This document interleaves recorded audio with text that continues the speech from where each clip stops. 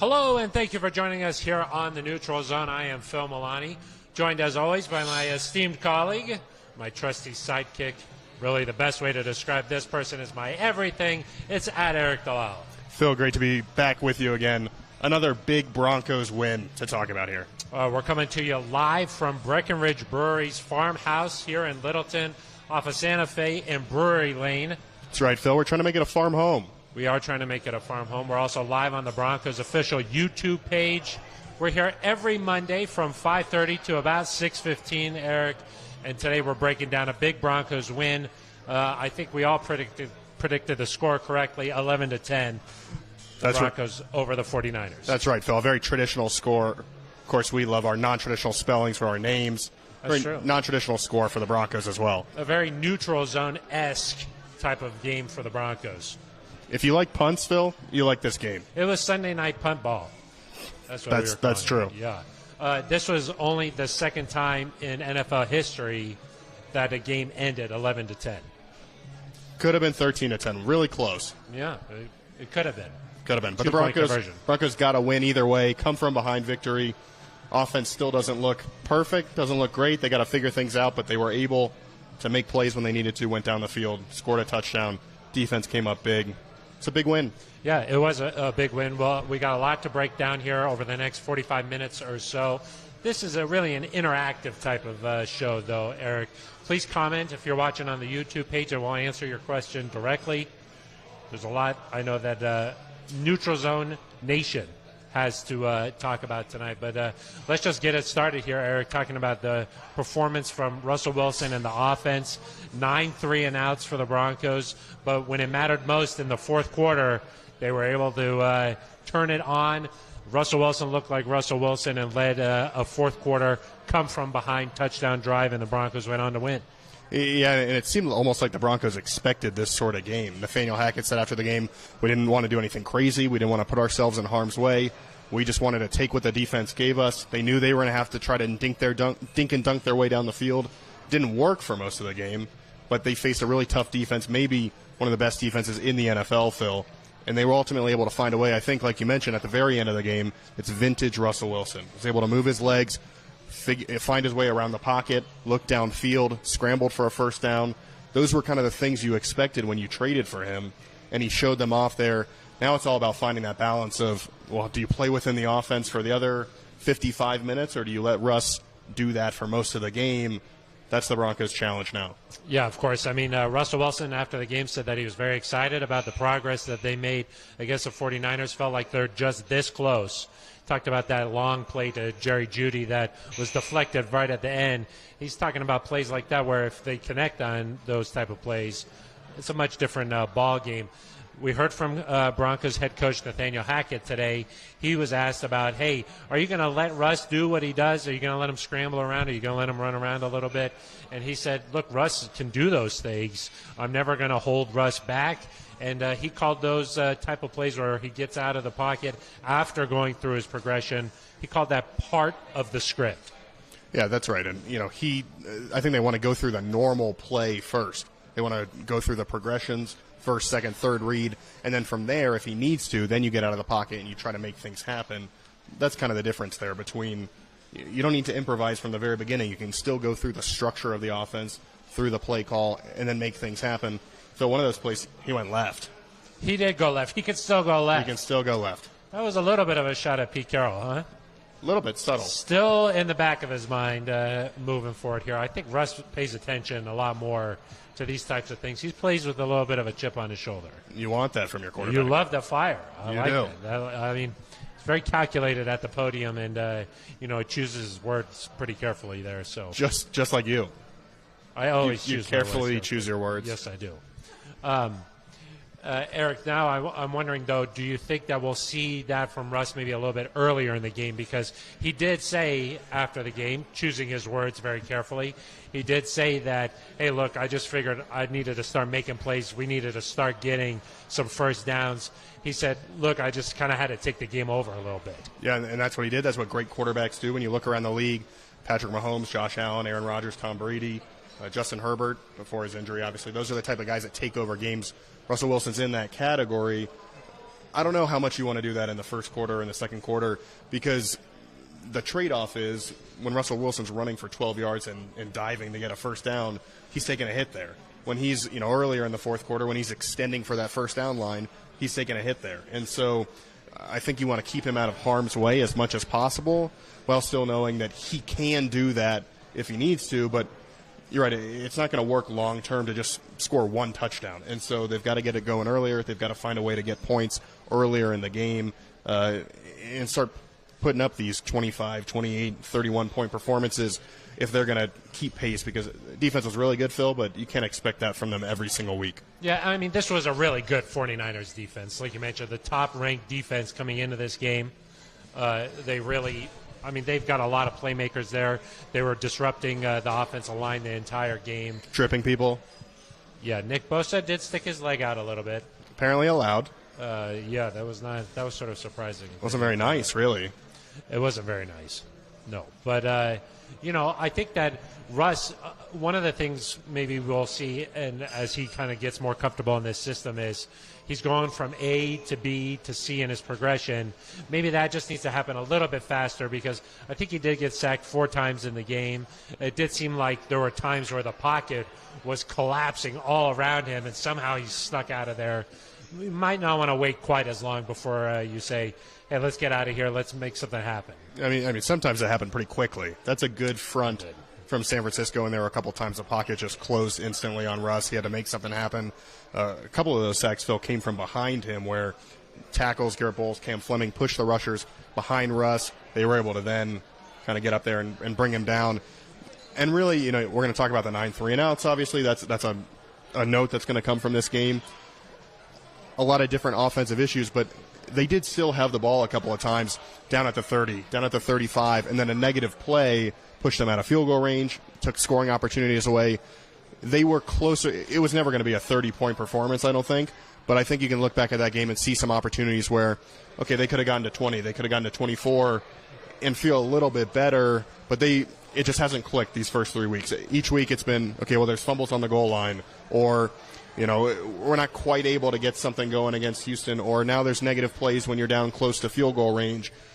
They've got to figure those things out, put it together. They're still working on things. It's still coming together. It's a work in progress here, but certainly the offense hasn't looked like what maybe we were expecting when all off season long we were talking about how complex this thing is. Russell Wilson's coming in. You got to let Russ cook a little bit here. That's not quite what we've seen through 3 weeks. So the Broncos definitely a lot to work on. But you are seeing some improvements, like game management was a lot cleaner. The penalties. Much better. Certainly pre-snap penalties a lot cleaner against the 49ers. And to beat good teams, which Russell Wilson called the 49ers a Super Bowl caliber type of a team after the game. In order to beat teams like that, you got to be clean. Broncos did not turn the ball over. 49ers turned it over 3 times. That's probably the difference in the game. Yeah, and some good luck there for the Broncos. A couple of fumbles went their way, which kind of makes up for the last couple of weeks when the Broncos forced a lot of fumbles, didn't recovered 1 of 6. Finally able to get some luck there. Obviously, 2 takeaways at the end of the game that were critical. And Phil, that impressed me, because the last few years we've seen this defense be put in situations where get a stop, you get the win. I think all the way back to 2019, Chicago Bears at home, Jacksonville Jaguars at home, opportunities for this Broncos defense to seal the game. They were not able to do it. Last night, Phil, 2 opportunities for the 49ers, 2 takeaways. It didn't go anywhere. Yeah, I mean, in the past, certainly the last couple of years around here, a close game down the stretch against a very good opponent, those are games the Broncos had been losing. And I think that the sense that I got was that was a very celebratory locker room after the game. Those guys were fired up because maybe it signified that they've turned the corner a little bit. Certainly in games like that, when you have a guy like Russ who inspires in the huddle, there's a lot of confidence there from those guys that he instills in them. They believe that they're going to win those games. And I think that slowly, as fans kind of learn how Russ plays, it just felt like, okay, the Broncos eventually were going to score a touchdown. Yeah, I mean, I didn't know how it was going to end up. I didn't know if the 49ers were going to go down and score a field goal. But I did believe that at some point Russ is going to lead a touchdown drive. And Kyle Shanahan said it earlier last week. He said it after the game. you can hold Russ down for a long time, but you know he's going to make plays at some point. That's why there was some frustration on the other side, because they had a lot of opportunities, too, that they couldn't capitalize on. So I will say, in terms of the belief, when Peyton Manning was here and played quarterback, there were a lot of times where the Broncos trailed at halftime, and they were able to come back and win that football game. The Broncos had lost 15 straight games trailing at halftime, and 27 of their last 28.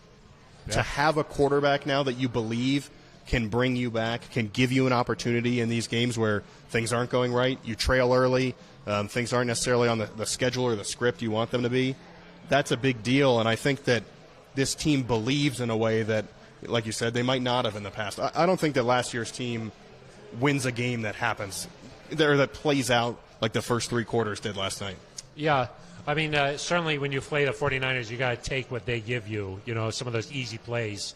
That's what we heard from Nathaniel Hackett again today, too, a little bit. He said, look, when there's an easy play to be made, you just got to execute that, make that play, and then keep going. And I do think that there were some easy plays there. Certainly there was one to Albert O, one to Jerry Jeudy that just come to mind immediately, that you execute on those little plays, keep the drive going, keep those first down, moving the chains.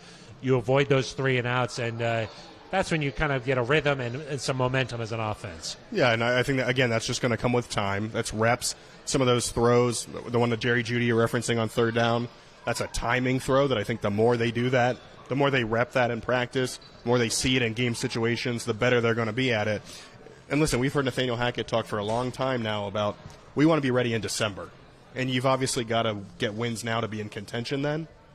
But I don't think they're worried necessarily. They're not sitting there at UCL Training Center and panicking about the state of the offense. I think they know they've got to get better, but the defense is holding up its end of the bargain, and they've got time to figure this out. Yeah, no panic just yet, especially when you're winning games. Right. You don't really need to panic. And the Broncos did snap a primetime home game streak. I believe that they had lost 6 straight at home in primetime.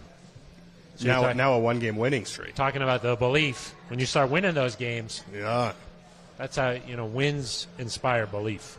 The Broncos have not lost a primetime home game with Russell Wilson at quarterback. Yeah, that's true. That's a fact. Let's reset the show here. We're at Breckenridge Brewery's farmhouse in Littleton, off of Santa Fe and Brewery Lane. That's right. We're here every Monday from 5:30 to about 6:15. Aric.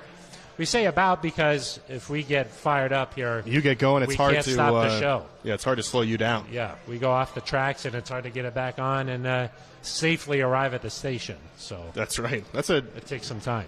Looks like a dark beer that you're drinking tonight. Yeah, well, I was going to get to that because we're also live on the Broncos YouTube page. This is a sort of an interactive Monday. That's what we like to call it. You leave a question and we'll answer it right away. One of our friends of the show, Brandon Walker. Wow, so Brandon, you're a friend. That's what I said. He's a friend of the show. He's just a friend, I think. Yes, he's an NZ Nation friend. He says, what are you drinking tonight? Aric, you want to talk about what you're drinking here? Yeah, I think I'm drinking I was trying to get to that, but you kind of jumped the gun here. Drinking an IPA, Phil.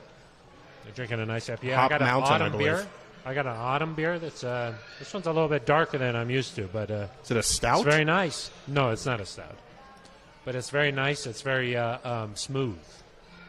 Weather's getting a little bit colder. It's a little bit chilly in the morning these days. Yeah. It feels like football, we're about to get into the thick of it. You get really into it. Yeah, exactly. Already know. That's a nice handle. Already know. I guess why are you asking the question then? That's true. That's a really good point. What's up with Greg Dulcich? Any word on him? Aric? What's the word? He's got to be on IR for one more week, Phil. Okay. He's eligible to return after that, week 5 against the Colts. George Payton said before the season he fully expected them to be ready at that point. We've seen him out there working on a side field. My question will be on a short week, because next week, of course, the Broncos play Thursday night at home against the Indianapolis Colts. Looking to extend that streak to 2 games. Yeah, 2 games. That's double the amount that it is right now. Right now, yeah. The Colts, of course, are a traditional 1-1-1. Yeah. It's a very normal record. Beat the Chiefs. They did us a favor. Yeah, thank you. The Broncos are now tied atop the AFC West. That's true. You hear a lot of the discourse, the panic, kind of interesting that for everything that's gone on the last 3 weeks, which the last 3 weeks, Phil, have felt like 6 to 7 weeks. That's interesting. So the last 3 weeks have almost felt like double the amount. They've dragged on. Wow, that's very dragged on. But despite all that, the Broncos are tied for first place in the AFC West. It's not all that bad. It feels like the Broncos at the same time could be 3-0 and also 0-3. Yeah, or they could be 2-1 or 1-2. Those are all 4 options. There's more options than that. It could be tied. There are a lot of ties. Yeah, they could be 0-1-2. There's just a lot of different options. That's true. Do you want to say the rest of them? No, I'm bored of it already.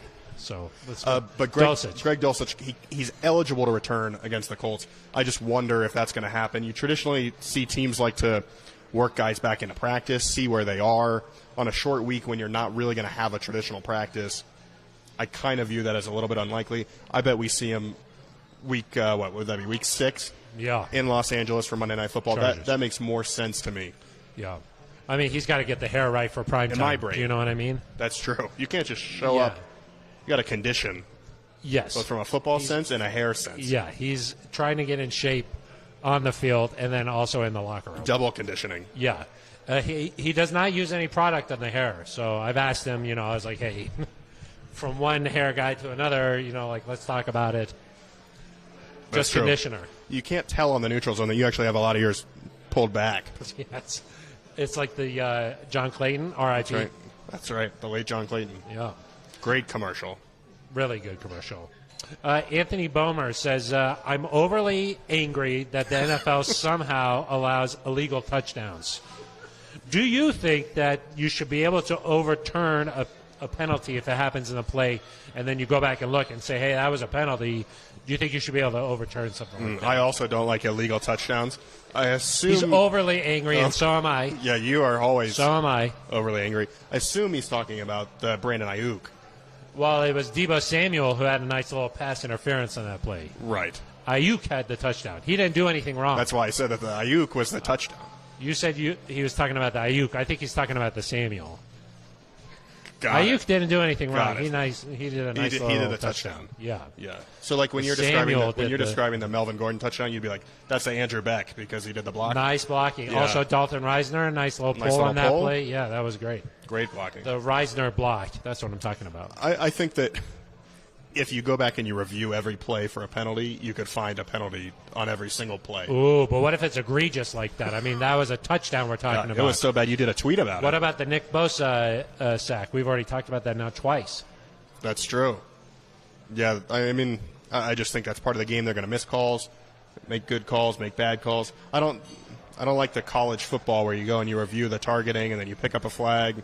Too long. The game will become like 6.5 hours Too long. That's right. That's what happens when you try to watch your cats. Right? That's true. I don't do that anymore. Oh, you don't do that, yeah. 6.5 hours. That's the length of the Broncos postgame live? Yeah, we try to get to 6 hours. You try to get there. It's hard sometimes. Yeah. D.D. Walker, they must learn to roll Russ out of the pocket. Stop trying to keep him in there. Do you guys agree? No, I think you need a nice balance. Mix of both.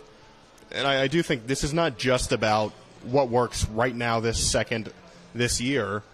They've got Russ under contract for the next, 7-8 years, Phil? They've got to find a way to hopefully build a long-term offense that works for this team, where they're able to find some stability, some continuity. I mean, Aaron Rodgers struggled in this offense his first year. It took him a few games to get going. They still went 13-3. But he won a couple MVPs after that. After that, because it was the same offense, continuity. I don't think you want to just start changing things willy-nilly just because the first few games haven't been perfect. Garrett Hodge says, Phil, you got to admit that us YouTube viewers are basically as good as NFL head coaches. Garrett, actually, more than you think, I do sort of agree with you. Go ahead. I have some theories about this, but I do think that a lot of us probably at some point have felt in the course of the game that you know what they should be doing out there. Especially you. Yes. You know. Yeah. I yell a lot during games. And not during games. And not during games, too. After the game, too. I will say credit to Nathaniel Hackett. He found a weak point on his staff in his own coaching. And very easy for coaches to just be stubborn and say, we'll figure it out. We'll get it going. We'll get it right. He said 2 games is enough. I don't know if you read Peter King's story this morning, Phil. Nice shout out to our friend Peter. Friend of the program. Go on. He said that Nathaniel Hackett in a team meeting essentially said to his players, if we can call out your mistakes and what you need to be doing better, I can call out my own too. I haven't been good enough here. That's why they made the hire, Jerry Rosberg. Brought him in. There were no issues on Sunday Night Football, and hopefully that continues. Hopefully that continues to go smoothly. He said that he wanted to go for it on 4th down at one point, and then they were like, this is not a good idea. But that's good. Put people in place to help you succeed. Yeah. That's what's important at the end of the day. Teresa 981. Is it just me, or do these guys seem kind of tired, low energy on this show? Were you guys out late partying last night after the game? All I do is work, but that doesn't Phil. affect you. No, you know what I mean? That's right. I just get right back. We got a lot of energy. We're talking about a big win. Big win. Big win. We're out here at Breckenridge Brewery's farmhouse in Littleton. Really, so I'd say we're trying to make it a farm home. Close to a farm home. It's important. It's important to us. Yeah. Come out here. It's a fun atmosphere. You know, you get you get some dinner. It's a sort of a happy hour atmosphere right now. 5:30 to about 6:15 every Monday. That's when we're here. When does a happy hour atmosphere end? It's always happy hour when I'm around. That's right. Can I ask you a question, or do I need to type it? Yeah, I can type it. it. No. I can type it. You just fire away at me. Phil, on Broncos postgame live. Yes, sir. With Todd Davis, Nick Ferguson. Nick Ferguson. We're live immediately after the game on all of the Broncos social media channels. Name a channel. TikTok. No, we're not. Snapchat. Be real. That's what you're on there? No. You've got one of those. Yeah. Yeah, you're always real. Okay. I'm always real. I don't need an app to tell me. That's right. During Broncos postgame live, Phil, I was down on the field. You were doing some reporting. I went to the game. You were doing some R work. Yeah. I was in studio doing my thing. That's true. That's true. I brought up the fact that this, in some ways... Oh, I know where you're going. Go ahead. I thought this win was in some ways similar to the primetime comeback against the Chargers back in 2012. Down, 24-0? They were down big at halftime on the road. All that adversity, the odds were against them, and then what happened? And then they came back and they won. And then they won 11 consecutive games. I'm not saying that's going to happen, but I wonder if the emotional element of this game where guys running off the field were fired up. Bradley Chubb looked like they just won a playoff game. We heard people talking about... What did Bradley Chubb say when he was going off the field, Eric? Phil, this is a family-friendly show. He said we did a great job. Okay, yeah. And we're a really good defense. And he was excited to go inside and get some orange slices. Yep. He said we're a really good defense. Yeah. That's all he said. Okay. I just thought the energy and the way they won that game, coming back at the end, that place erupted when Melvin Gordon scored. And then the two takeaways. This is my 7th season, Phil. That's as loud as I've heard in Power Field at Mile High during those final 2 drives. Yeah, I mean, I obviously think that from an emotional standpoint, it's possible that there was a similarity there, just because it did feel like this was a big win. From a football standpoint, in my perspective, Eric, it felt like with Peyton Manning in that game against the Chargers, everything started clicking. And it did feel like, okay, this is what we were expecting. Peyton Manning, this is the kind of team that we all thought that was going to look like. I think the Broncos aren't quite there yet on the offensive side. But don't you think that Russell Wilson drive, that's what we were expecting? That's what we thought we were getting. Yeah. I think maybe if you could do that for 4 quarters.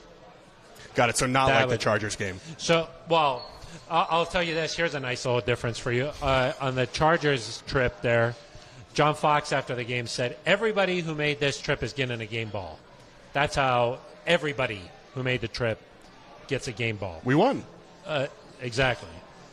Hackett last night gave game balls to defense. I think more people than that got one. Corliss Waitman got one. Of course, that's true. One of your favorite players. Yes. You don't discount the value of special teams. No. Well, hey, I was going to ask you about special teams. Brandon McManus missed a 53-yard field goal. Yeah. Okay. The Broncos were backed up 3 drives. 2 started at the 6. 1 started at the 1. Okay. Those are areas that on special teams I know that Dwayne Stukes this week, he's going to be looking at that. Got it. So you took something where the Broncos had 10 punts. 6 of them were inside the 20. Hey, when you punt it 10 times, is that good or is that bad? I think putting it inside the 20 I'm is just good. wondering. No, obviously he had a great Pinned him at game the punting. 2, got a safety, and you're like, let's talk about the one that was bad. You know, I heard after the game he had to get in the ice bath, but just with the one leg. Just one leg. Yeah. So one leg out of the ice bath, one leg in the ice bath. Yeah. Sometimes after the show, I have to put my shoulders in just because I carry you the whole time. Yeah, I have to put my brain inside there because I have to deal with your antics. The swelling, I have to keep the inflammation down. Yeah. You come up for air? No. There's no time for that. There's no time. Yeah. Okay, we got a lot of questions now. Rick's journey. Aloha from Hawaii, Broncos country. Great hard-fought win last night. Let's keep it up. I think it might be 11 a.m. in Hawaii. Is that true? So thank you for joining us. Good morning. You think Rick's having a beer? Yeah.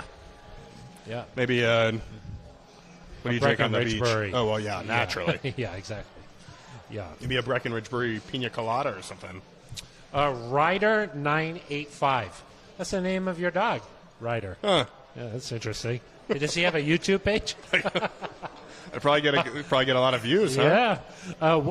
He can type. What went wrong in the first quarter? What exactly did they change moving forward? Because the defense, I will say, made a nice adjustment.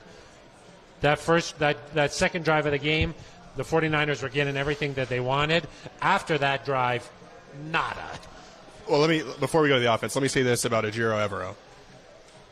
Against Seattle? I'm talking about the defense. Well, you said the offense. What changed? No. It was no offense. The whole thing was defense. Okay.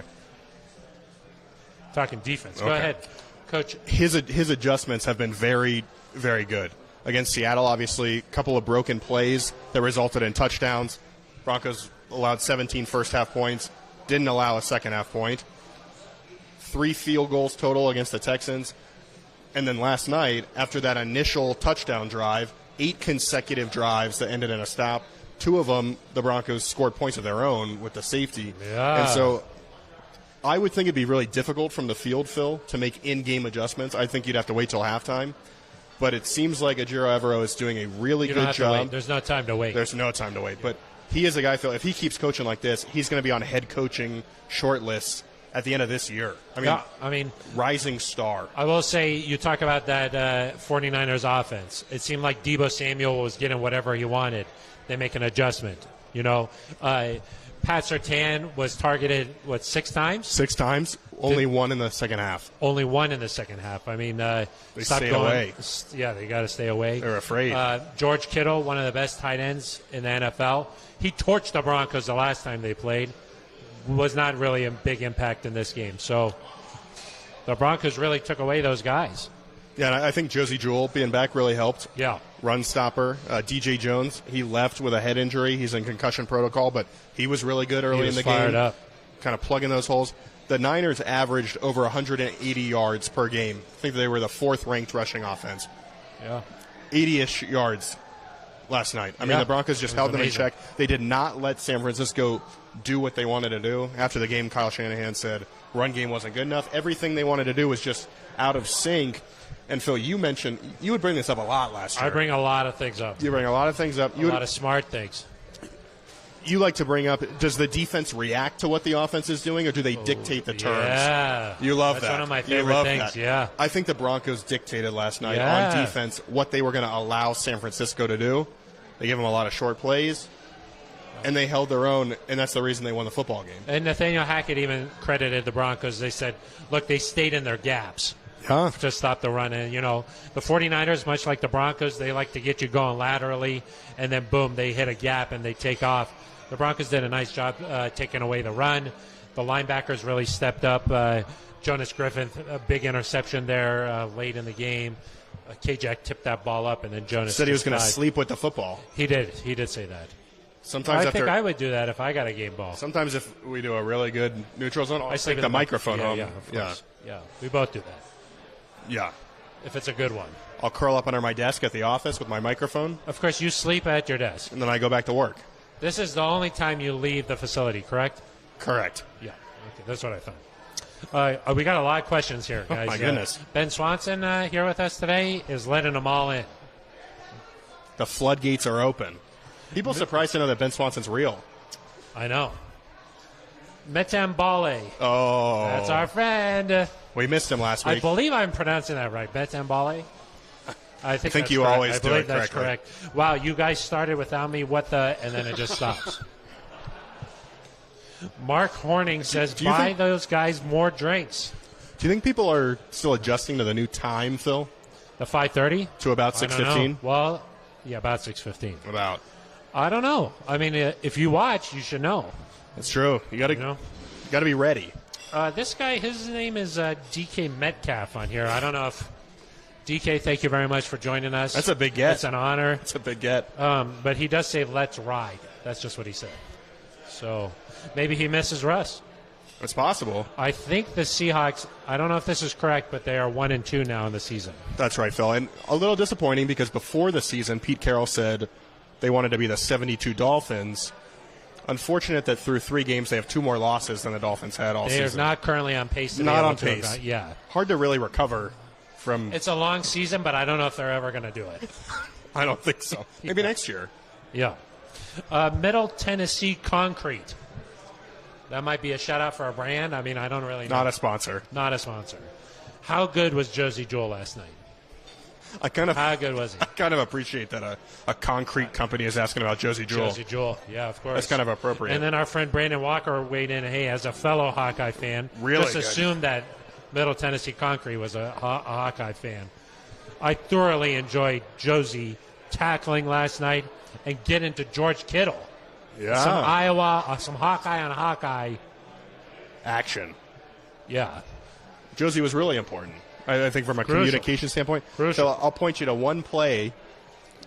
There was a situation the 49ers were backed up, and Jimmy G started to turn around like he was handing to the running back, and then quickly twirled and handed it, I think, to Debo, who went right up the gut. And it was a beautiful play design. Looked like one of those plays that you just get loose. It was almost like a counter-type play. It looked like one of those plays you get loose, go for 40, 50 yards. Yeah. Tackled immediately. Yeah. And really good eyes by the Broncos defense. And I think a lot of that was Josie being back and the communication that he brings to that defense. And just from an athleticism standpoint, I think we underrate what he brings. Had a sack, had a fumble recovery, a couple tackles for loss. He's a good football player. He's a leader. Good football player. Yeah. Ever- We went to his hometown. Yeah, I was gonna say, you Back ever consider- home. you ever can find consider that going at to DenverBroncos.com. Yeah, DenverBroncos.com. We went to Decorah. You do a smoothie? We got a smoothie. Of course, he owns a little smoothie shop up there. Yeah. You What's get it called? an acai bowl. I believe it's called Juice 47. No, 43, I think. 43. It's college number, I believe. It's kind of confusing to me. Route 43. Wow, that was a great advertisement. Route 43. That trip stick with you? That was, I mean, it was delicious. We got an acai bowl there. What was in that smoothie? It's still having effects. You might not believe this, but Metambale weighed back in and said, I'm pronouncing it exactly correctly. So That's impossible. that's what he says here. Teresa981 says, what additional changes do you want to see from Hackett with the play calling next week? Like, what do you think you'd like to see from Hackett in that offense? Well, I just think it's a week by week sort of situation. I don't think it's a one size fits all. They knew against a really good San Francisco defense, they had to take what the defense gave them, dink and dunk a little bit, throw those checkdowns. I think the way the Raiders have played, Phil, you're going to have a chance to challenge them a little bit more. I think you need to test their run defense. The 49ers have a really good run defense. Raiders, I think you might have a chance to wear them down. And that's something that even against a good 49ers defense, the Broncos did. Lloyd Cushenberry said today, you can tell when you run the ball, it might not work. Who said that? Sir Lloyd Cushenberry III. Thank you. Now I know who you're talking about. It might not work super well at the beginning of the game, but when you get to the fourth quarter, they're a little bit tired. That's when the Broncos started running the ball well. I don't know if the Broncos are at the goal line in the first quarter, I don't know if Melvin Gordon gets in there because I think maybe they penetrate, they're able to get a stop, but the Broncos they were playing fast. Nathaniel Hackett said they were trying to wear them out a little bit. They saw the edge guys, Nick Bosa, they were a little bit tired. That was a big drive when they started really pounding the ball on him. You sort of felt like momentum shifted. You know, certainly when the Broncos offense was out there, you started to feel things starting to. You think they were sleepy or just tired? I think just tired. Got it. Those are young guys. Yeah. None of them. There's a difference between being tired and sleepy. Yeah. They were tired physically, I think, but Got it. Sleepy, no. not sleepy. 9. I don't really know how to say this person's handle. 9 Penert 87. Maybe the 9 is supposed to be some sort of a letter, but Got it. I don't know. Why do we run tight formations with everybody bunched in there? A lot of tight ends out on the field there. I think Russ thrives when everything is spread out. Why do you think That's a physical 49ers team. Yeah. You got to get the big boys out on the field. I like having those formations. Eric Tomlinson was out there Yeah. with a lot of snaps. Eric Saubert. Keep going. Albert O was out there. Yeah, you got anybody else? Andrew Beck was out there. Calvin Anderson was in there on that He's goal not line a tight play. end. He's not a tight end. But they went jumbo. He does not play tight end. He could. But he could. I like the variation of formation. Yeah. I think with the outside zone, you got to have times where you go big, you run outside, and that sets you up for success. You're giggling over there. I just met Mbale. He's one of my favorites. He just says, "Oh, for cheese and rice." So met Mbale. You mentioned the Raiders 0-3 here. Donna Didier, friend of the show. Of course, Donna. Commenting Thanks for joining us here. She's right here and on YouTube. How does she do it? The comments coming from inside the farmhouse. You mentioned the Raiders, 3 straight losses, Eric. How does that affect the mentality heading into this game? I believe the Raiders are the only team in the NFL 0-3. Fact check. I believe that's correct. Fact check, Ben Swanson. Ben Swanson? Look at this guy. He's on his 4th beer. Fact checking. Fact check. I believe, yeah. Regardless, I think it's better the Broncos are getting the Raiders this weekend as opposed to last weekend. When you're 0-2 and you can't go 0-3, I think you're dangerous. You're backed up against a wall. Oh, you think they're wounded? They're out. I think it's been a long time since a team has made the 0-3. playoffs since being 0-3, and so I just think there's probably. It sounds like Devontae Adams is a little grumpy. There's just some sentiment in that building. There's a closed door meeting apparently between Mark Davis and Josh McDaniels. I just wonder if they're starting to question what's going on. And I think at 0-3, you've almost accepted your fate.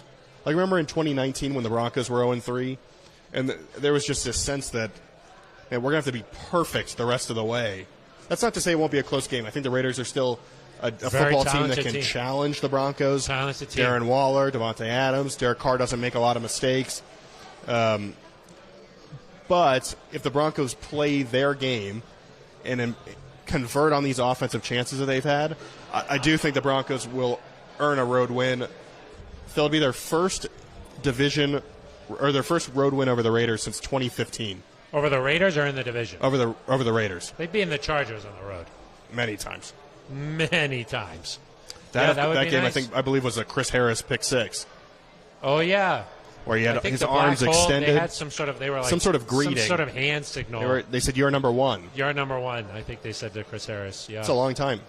That is a long time. The Broncos have not beaten the Raiders on the road since I've covered this team. And you like the stadium there in Las Vegas.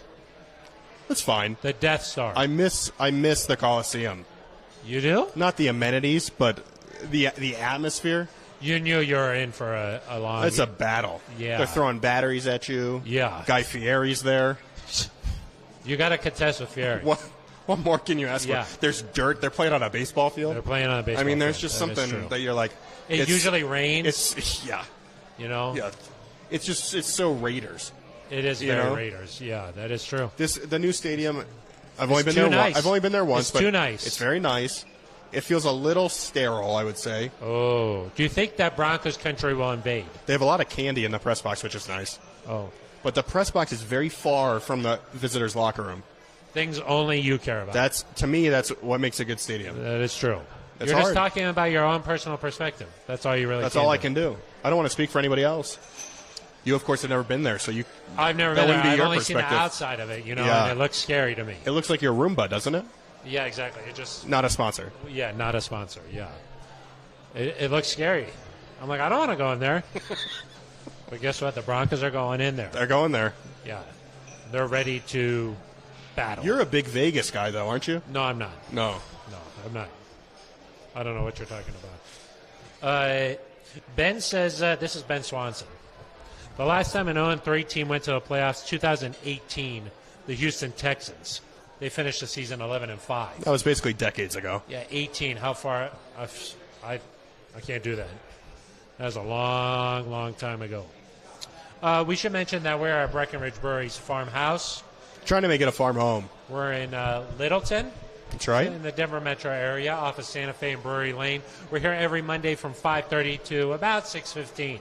That's right. We're getting close to 6:15, but I don't know if we're quite ready. It's a beautiful evening, Phil. It is a nice evening. Just a couple more maybe for you, Aric.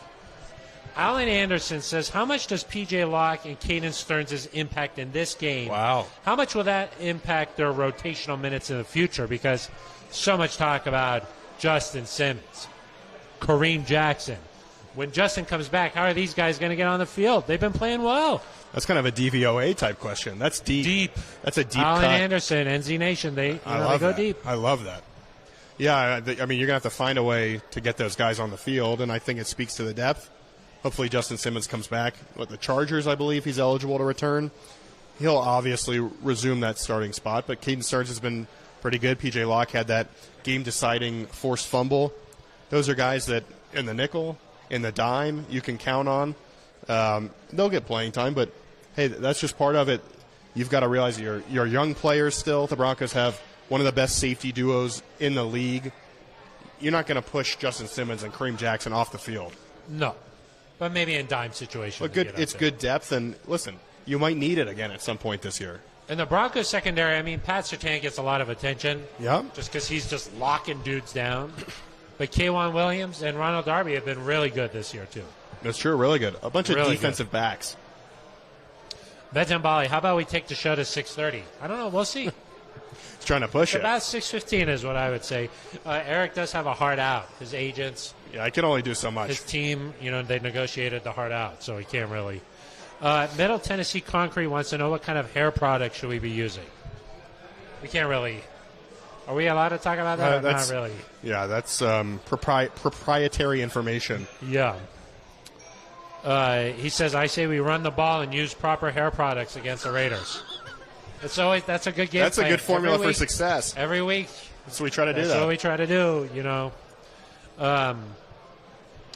Any season where the Raiders have more losses than the Broncos is a good season. That's true. Is that rivalry? Is it? Maybe we thought with Josh McDaniels getting back in, it would spice things up a little bit, but I don't know. I'll say two things. One, I wish this first game against Josh McDaniels, I wish it were in Denver. Oh, the fans. Yeah, the fans. They've been booing in the first half. Well, he has returned with the Patriots. Right, but this is a little bit different. Head coach, they'd say Josh McDaniels and the Las Vegas Raiders. Yeah, please, a friendly welcome. Yeah, they've requested silence. Yeah, they have. Yeah, exactly. Yeah. You boo at that You boo. time. That's when you do it. You boo. What do you think the handshake's going to be like? I mean, it's not like he's got beef with Nathaniel Hackett. They're fine. They're fine. Yeah. I would say, though, that because the Raiders are 0-3, this isn't quite as spicy of a matchup as it could be. If the Raiders were 2-1 and this was a big division battle, it'd have a little bit more oomph to it. It still matters. The Broncos need to win this game, I think. It's important to win one on the road and show that you can do that because, of course, the Broncos have struggled on the road over the last few years. I think they need to prove to themselves that they can go out there and beat a good team or beat a division rival on the road. But it doesn't have quite the star power that it would if the Raiders were rolling. The AFC West, I mean, is this the division we thought it was going to be? I mean, the Chargers are a little bit banged up. We thought they were going to be really good. They're really banged up. Yeah, of course, Rashawn Slater, I'm sorry. That's former sad. Cat. Of course. He's also a Cats guy. He's a Cats guy. He's also a hurt guy. He's also hurt. Yeah. Torn bicep. That's happened to you a couple times in the weight room. That's true. How long were you out? Well, it takes a long time for me to recover. They're like, we've never seen biceps this big. That's what the doctor said? Yeah, what are we supposed to do with this? Got it. Could they have borrowed from the other bicep attached to this bicep? No, it doesn't work like that. Do you still work out the other arm? Yeah. Yeah. In a sling, you gotta stay ready. Yeah. But what if this side gets too huge, the other side not? You try to tear that one next, you rotate. You rotate. Seasonal. Yeah. Wow. Yeah, Rashawn Slater, Justin Herbert. Of course, his ribs are currently damaged. Joey Bosa seems like he's going to be out for an extended period of time. And then, Phil, the Chiefs, they're still good. They're still good. Really good. I would still say they're the division favorite at this point. Yeah. But they're still working things out without Tyreek. It's not quite the same. No. And we saw Patrick Mahomes and Andy Reid.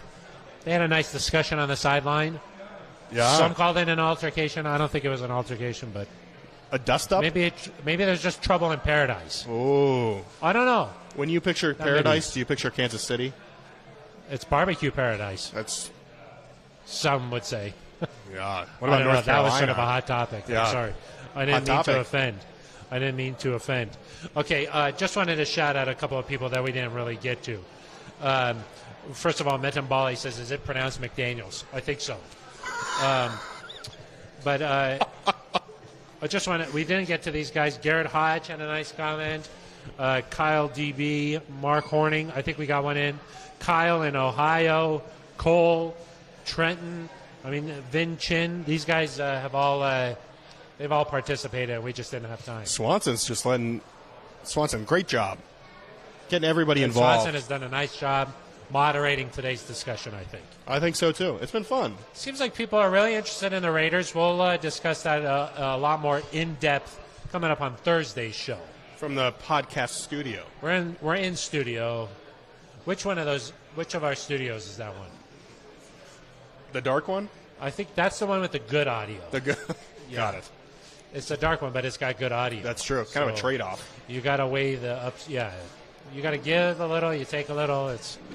You got to weigh the balances. But we'll definitely dive into the Raiders game. A lot more coming up on Thursday's show. But thank you, everybody, for participating. We're at Breckenridge Brewery's farmhouse.